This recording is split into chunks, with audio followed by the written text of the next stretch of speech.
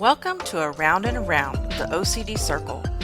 My name is Elizabeth, and I have been living with obsessive-compulsive disorder for over 60 years.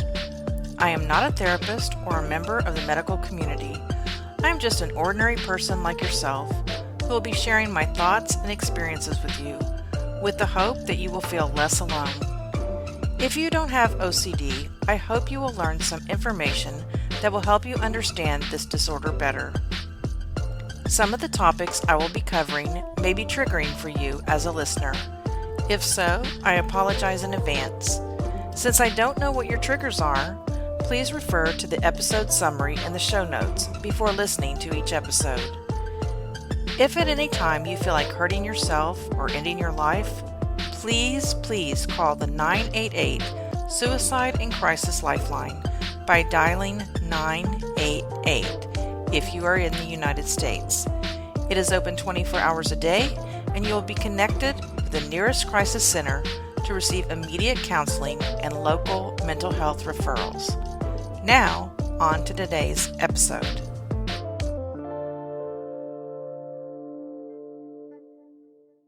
Hi everyone, it's Elizabeth. Welcome back to my podcast, Around and Around the OCD Circle. I'm so glad you're here, and I hope you've made it over to my Facebook page or my other social media accounts, which are listed below, including my blog. Today I'm going to be talking about how to eliminate stress in your life.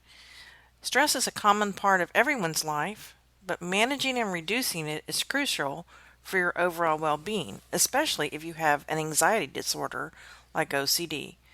I'm going to be talking about some effective ways to eliminate or reduce stress in your life. The first thing I would ask you to do is to identify your stressors, the things that stress you out. The first step in managing stress is to identify what is causing it. You can keep a journal to track situations or events that trigger stress so you can address them more effectively. Alright, so let's go ahead and talk about some of the ways to eliminate stress. If you are a religious person, you might pray. I am not typically religious, but I am spiritual. And I do meditate from time to time. I use meditations that are available on YouTube or Spotify or iTunes. I've also purchased meditation books in the past where you just read a very small passage and then you close your eyes for 5 minutes and just think about what you read, and then at the end you write something briefly down about what you thought about. This is a way of calming my thoughts. As we all know, when we have OCD, our thoughts are typically racing all day long. I don't really believe that there's a time that I can ever just sit and not think of something. So if you have something specific written down that you can think about that's positive and calming, these meditations are awesome. Also, exercising regularly is a great way to reduce stress. Physical activity releases endorphins, which are natural mood lifters. Now, I am really lax in this area, but I do walk my dogs every day. I have one elderly dog who has a heart issue, so unfortunately we can't go very far, but I usually don't take my phone with me, and I just walk the dogs and talk to them and look around and, smell all the smells and just to get out of my house. I also swim as much as I possibly can, and that also helps release stress. Sitting outside is something that I want to try to do more of. My wife does that a lot. She sits out on the back patio and watches the dogs play and watches the hummingbirds, and we have a pool out there she can look at, and I think maybe that might be something that I might try to do a little bit more often. What do you do when you're stressed out? Let me know. Message me at around and around the OCD circle at gmail.com and let me know some of the ways that you try to eliminate stress in your life. Another way is to maintain a healthy diet. Eating a balanced diet with plenty of fruits, vegetables, and whole grains can support your physical and mental health. If you avoid excessive caffeine, sugar, and processed foods, that would help too because they contribute to stress and anxiety. I am very, very bad in this area. I am highly addicted to Diet Coke, which has a lot of caffeine. When I flew in the airplane last month, my therapist told me to not drink caffeine before my flight. My flight was around noon, and she said, don't drink, just maybe drink one Diet Coke in the morning, and that's it.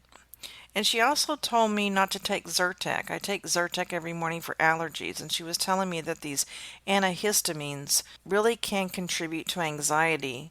So that's what I did, and I did very well on the plane ride, and I think that's because I did not already have that buildup of caffeine and the antihistamine. Getting adequate sleep can significantly increase your stress levels. You're supposed to aim for 7 to 9 hours of quality sleep each night to help your body and mind recover. I am also lax in this area.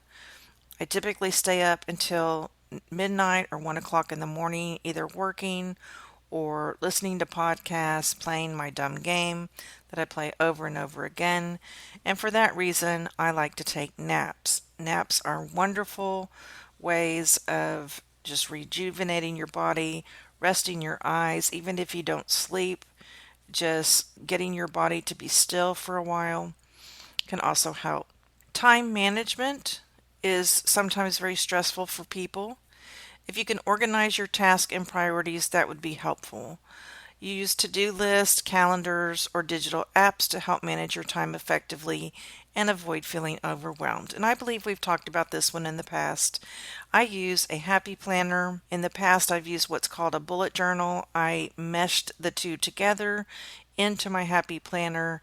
I literally could not function daily without it because if I have it written down, it will more than likely get done, which will eliminate stress in my life. Setting realistic goals. Break down your goals into smaller, achievable steps. Unrealistic expectations can lead to stress. So I have several tasks that I have to do during the day, and I break them up in chunks, and I check them off as I do them. Here's one I'm really terrible at. Learning to say no. Overcommitting to too many tasks or obligations can lead to stress. It's okay to say no when you need to prioritize your well-being. So what I do is I have 6 priorities in my life. The first one is my family. The second priority is myself.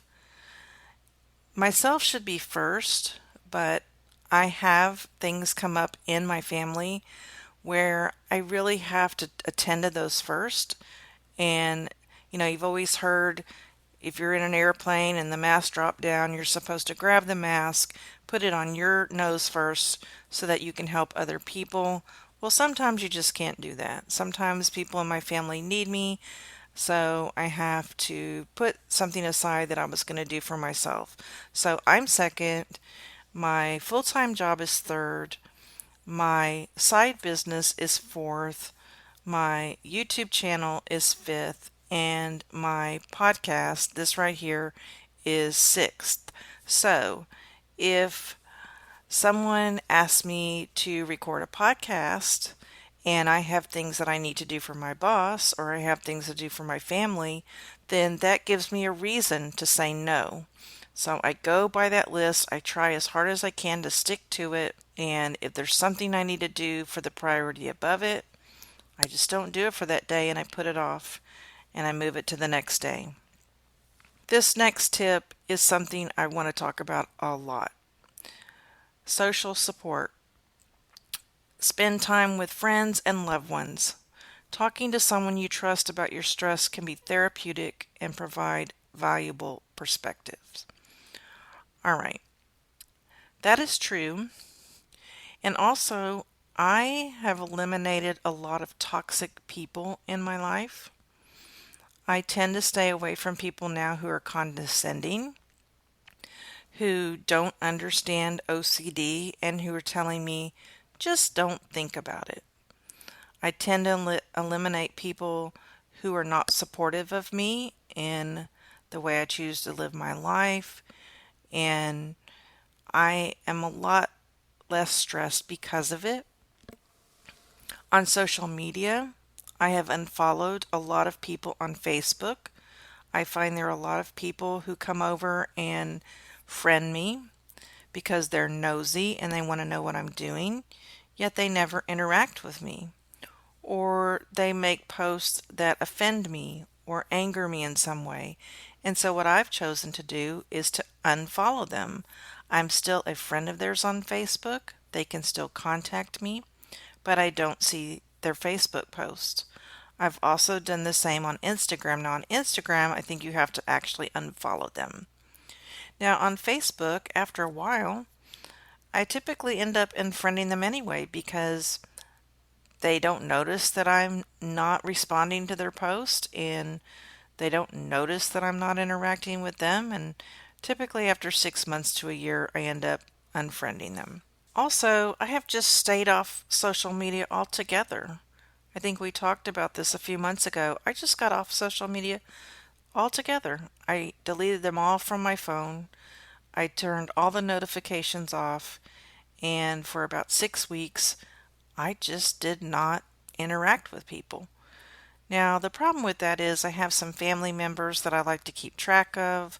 I also have a side business that I need to get on social media to, advertise and interact with clients. And so, if I stayed off social media indefinitely, that would hurt my business and also relationships in my family. So, eventually, I do get back on social media, but a break is very nice to have. I like to surround myself with positive people. I don't like to surround myself with negative people because I find that the negativity rubs off on me and then I become a negative person. And I don't like that.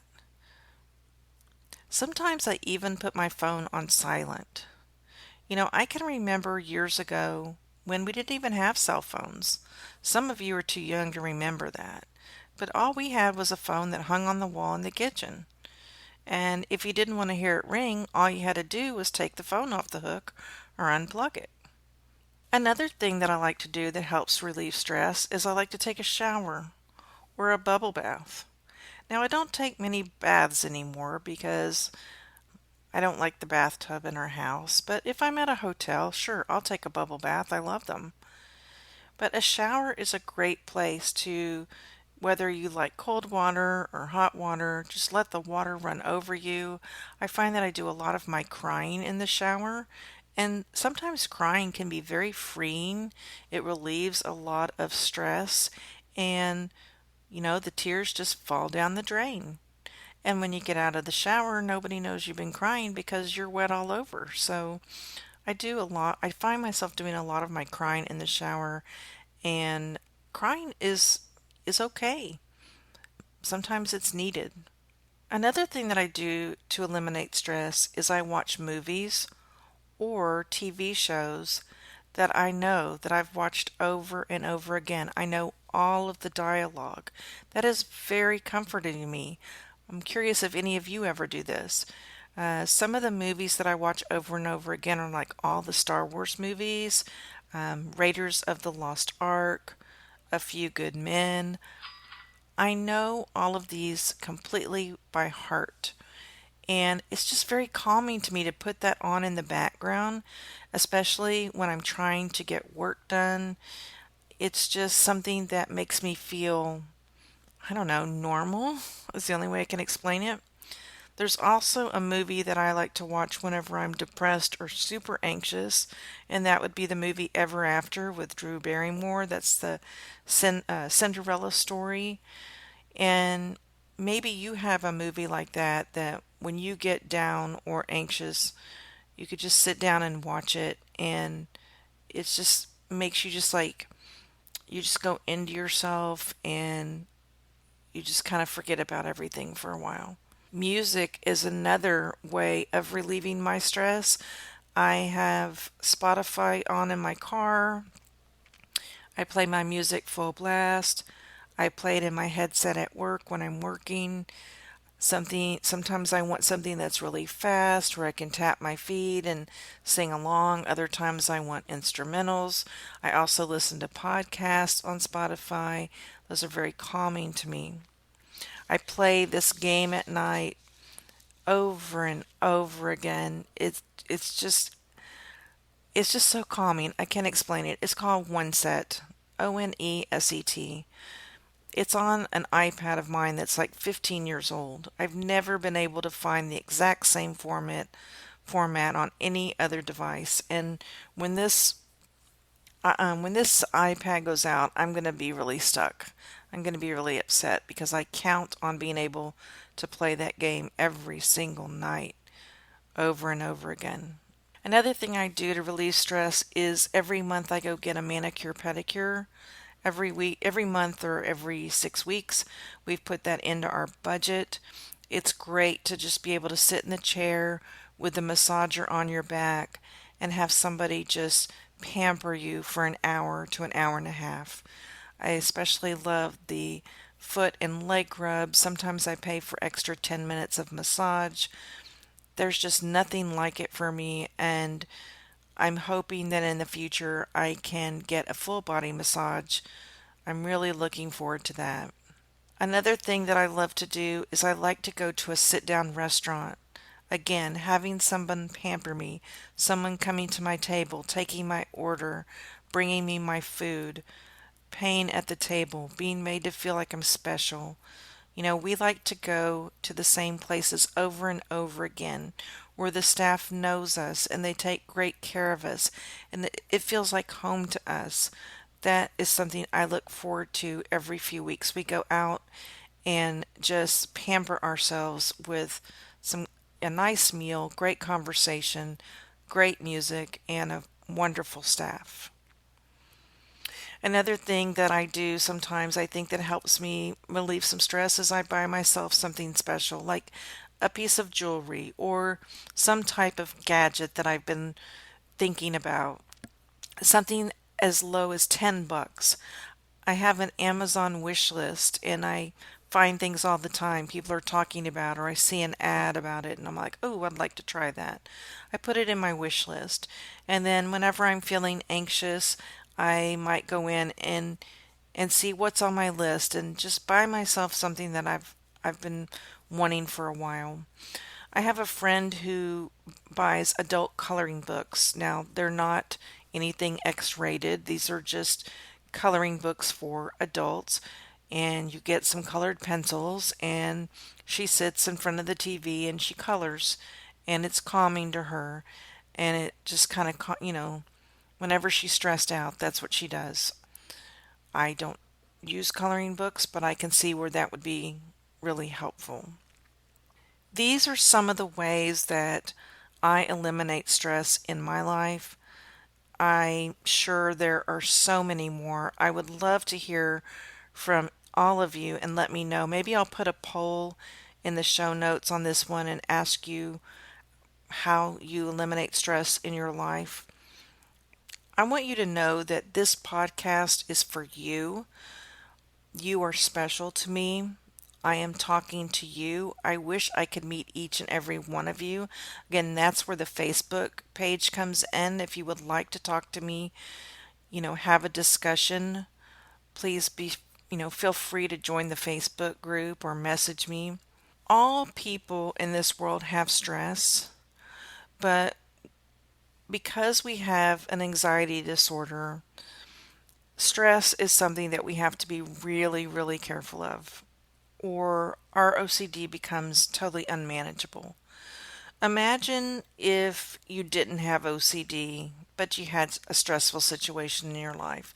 Imagine if you were getting a divorce or you lost your job and you didn't have enough income and you were trying to find another job and the jobs just weren't out there.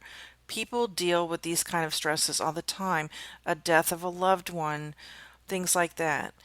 But when you have an anxiety disorder on top of the stress, you are dealing with something that is really, really difficult. And that's you, and that's me. And you should give yourself grace for that. And I try to give myself grace for that.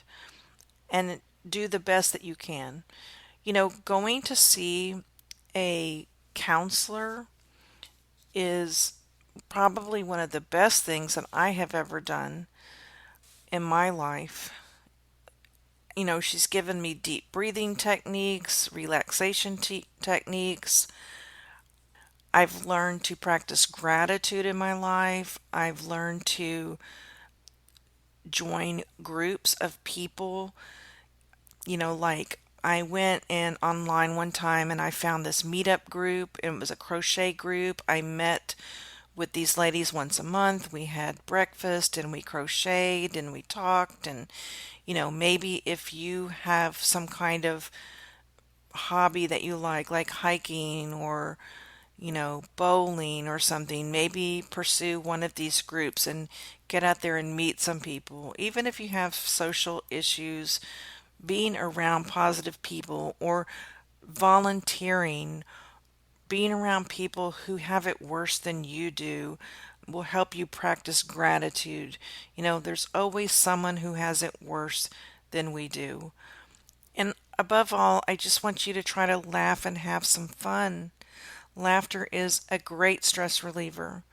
Go to a comedy show, spend time with people who make you laugh. Surround yourself with positive people. And if you don't have those people in your life, you need to look for them, actively look for them by joining some groups of people who have things in common with you. Remember that eliminating stress entirely is not always possible, but by implementing these strategies, you can better manage and reduce its impact in your life. Experiment with different techniques to find what works best for you. And again, don't hesitate to seek professional help if you need additional support. And don't hesitate to contact me or join the Facebook group. We are all here for you.